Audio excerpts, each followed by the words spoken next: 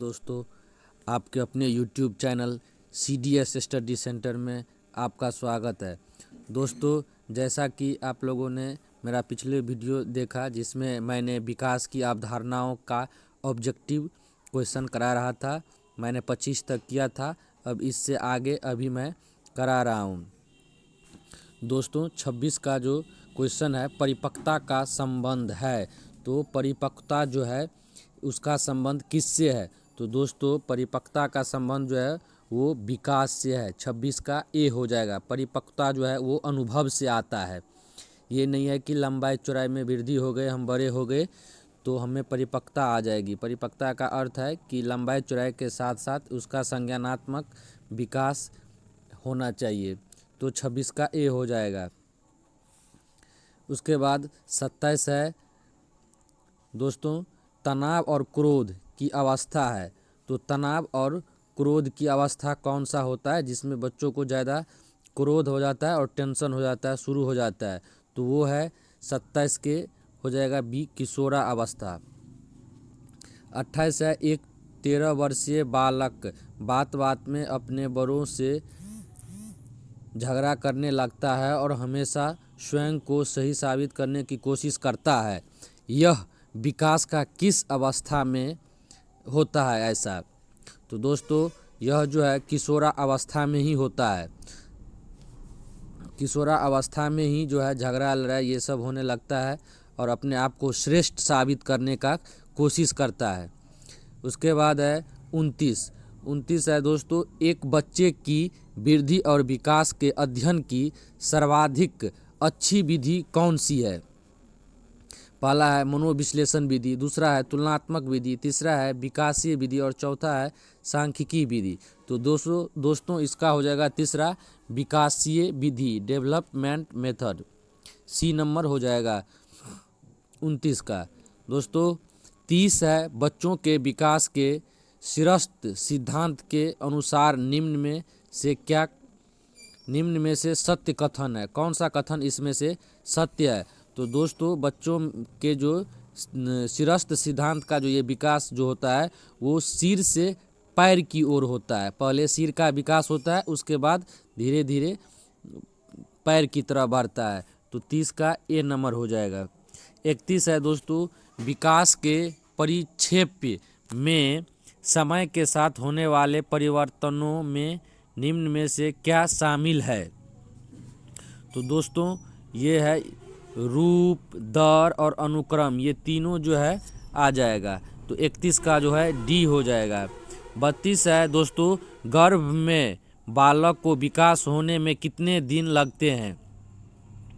तो ये तो दोस्तों सबको पता है कि ये जो है 280 दिन लगता है। 33 है नवजात शिशु का भार होता है। तो नवजात शिशु का जो भार होता है वो 7 पाउंड होता है दोस्तों। 34 है निम्नलिखित में से कौन सा विकास का सिद्धांत नहीं है? इसमें से कौन ऐसा है जो विकास का सिद्धांत नहीं है? तो पहला है विकास लंबवत न होकर वृत्ताकार होती है, दूसरा है विकास क्रमबद्ध होता है, तीसरा सी है विकास निरंतर होता है, डी है विकास मशीनी प्रक्रिया है। दोस्तों इसका ऐसे ही ऑप्शन डी लग रहा है कि विकास जो है मशीनी प्रक्रिया है, यह ऐसा नहीं है कि मशीन की तरह इसका विकास होता है। तो 34 का डी हो जाएगा। 35 है वृद्धि को प्रभावित करने वाला कारक है। कौन ऐसा कारक है जो वृद्धि को प्रभावित करता है? तो दोस्तों विकास को तो इसमें से सब प्रभावित कर देगा, पर्यावरण, स्वास्थ्य, आहार सब, लेकिन वृद्धि को जो है स्वास्थ्य ही प्रभावित करता है। यदि किसी बच्चे का स्वास्थ्य खराब हो जाए तो उसके वृद्धि में प्रभावित हो जाता है। यानी किसी का स्वास्थ्य खराब हो जाए तो उसका हाइट कम हो जाएगा, किसी का जो है पैर मोटा हो जाता है। तो इसलिए जो है वृद्धि को प्रभावित करने वाला कारक जो है वो स्वास्थ्य हो जाएगा। 35 का जो है बी हो जाएगा।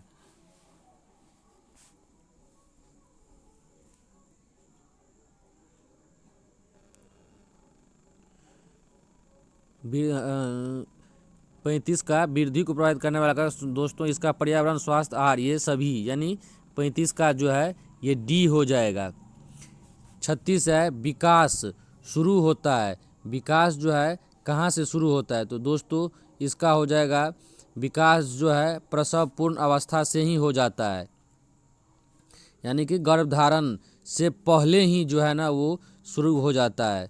37 है संकल्पनाओं की व्यवस्थित प्रस्तुति विकास के निम्नलिखित किन सिद्धांतों के साथ संबंधित हो सकती है? तो दोस्तों इसका हो जाएगा डी नंबर, विकास सापेक्ष रूप से क्रमिक होता है। 37 का डी हो जाएगा।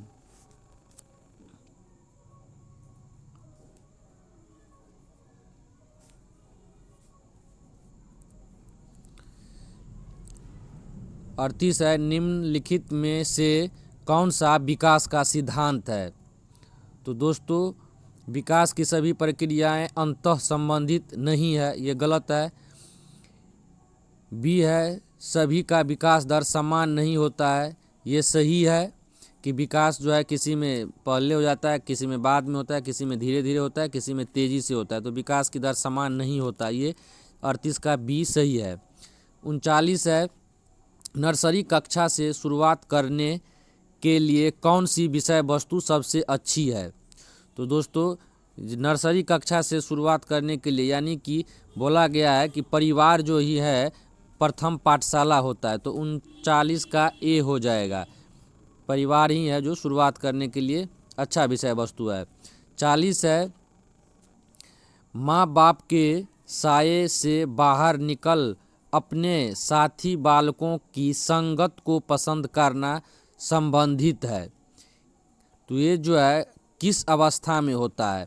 तो दोस्तों ये जो है पूर्व किशोरा अवस्था में होता है, जो बच्चे अपने घर से बाहर निकलकर साथियों के साथ घूमते फिरते हैं और खेलना पसंद करते हैं। 41 है विकास का वही संबंध परिपक्वता से है जो उद्दीपन का किस से है? तो दोस्तों उद्दीपन का जो है प्रतिक्रिया से हो जाएगा, यानी कि बी हो जाएगा 41 का। निम्न में से कौन सा कथन बच्चे के विकास में परिवेश की भूमिका का समर्थन करता है?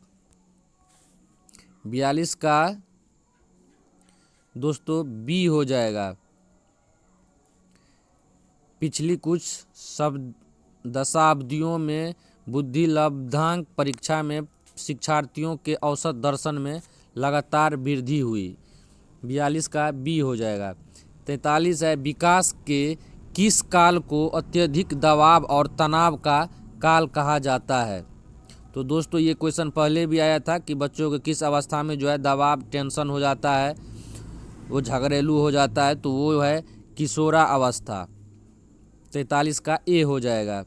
44 है पूर्व विद्यालय में पहली बार आया बच्चा मुक्त रूप से चिल्लाता है, 2 वर्ष पश्चात वही बच्चा जब प्रारंभिक विद्या में पहली बार आता है तो अपना तनाव बिल्कुल व्यक्त नहीं करता, अपितु उसके कंधे व गर्दन की मांसपेशियां तन जाती है। उसके इस व्यवहारिक परिवर्तन का क्या सैद्धांतिक आधार हो सकता है?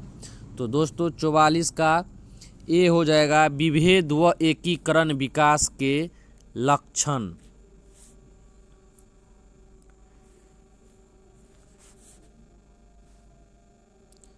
45 है शिक्षण का विकासात्मक परिक्षेप शिक्षकों में यह मांग करता है कि ये क्या होना चाहिए? तो दोस्तों ये हो जाएगा विकास कारकों के ज्ञान के अनुसार अनुदेशन शक्तियों का अनुकूलन करे, यानी कि 45 का सी हो जाएगा।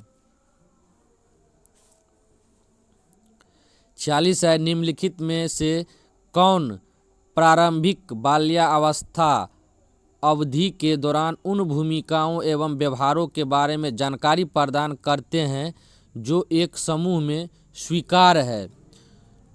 भाई बहन एवं अध्यापक, बी है अध्यापक एवं साथी, साथी एवं माता पिता, डी है माता पिता एवं भाई बहन। तो दोस्तों इसका डी हो जाएगा माता पिता एवं भाई बहन दोनों। 47 है निम्नलिखित में से कौन सा आयु समूह परवर्ती बाल्य अवस्था श्रेणी के अंतर्गत आता है? तो दोस्तों ये जो है पूर्व बाल्यावस्था की बात हो रही है, तो ये जो है 6 से 11 वर्ष हो जाएगा।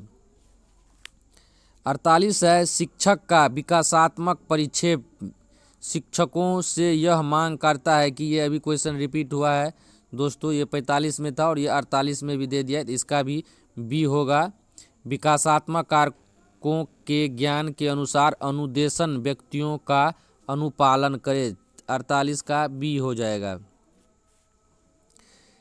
49 है दोस्तों शैशव काल की अवधि। शैशव काल जो होती है वो कितने से कितने वर्ष तक होती है, तो दोस्तों शैशव काल जो होती है जन्म से लेकर 2 वर्ष को कहते हैं शैशव काल। 50 है विकास का जो है किधर से किधर की ओर बढ़ता है, तो दोस्तों विकास जो होता है वो सामान्य से विशिष्ट की ओर होता है, तो 50 का ए हो जाएगा। उसी तरह दोस्तों हमारे इस CTET मिशन CTET 2022 क्रैक करने का यदि लक्ष्य रखे हैं तो मेरे इस चैनल को सब्सक्राइब कीजिए। धन्यवाद दोस्तों।